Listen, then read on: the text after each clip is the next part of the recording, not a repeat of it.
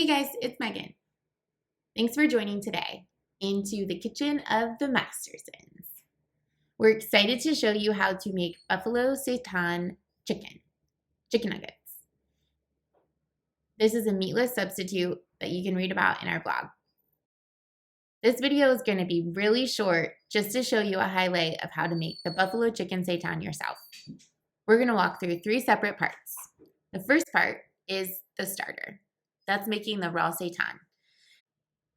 This needs to be done first before you can move on to any of the next steps. What you're going to do is follow along on the instructions on the blog. What you can see me doing here is draining the seitan from the broth. The main reason I decided to write this blog today is to show how you can reuse your scraps. So what I'm doing here is putting the broth away to use at a later time. Look back at our blog for ways and ideas on how to reuse your broth. The next step is frying. In order to get a good fry on anything, it's important to have a good breading ratio. Follow along on our breading ratio to see how you can batter up and fry down those chicken nuggets. One of the other things in reuse scraps is how can we reuse the flour and the egg? Look down in our blog to see ways on how you can do that yourself.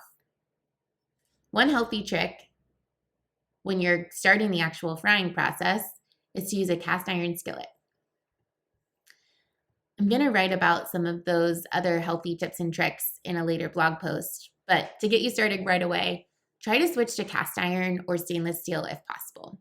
Also, use some wood utensils in your kitchen as well. All right, moving on to the last part, getting saucy. I've included 2 different sauce recipes in the blog itself. The first one is a hot sauce recipe.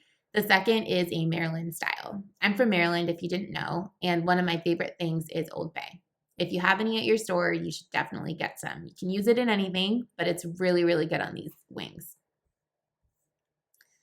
That is it for our cooking today. Thank you for sharing your time with me. Look in our blog on ways that you can reuse your scraps, make them something new, and share with us any creative ideas that you have.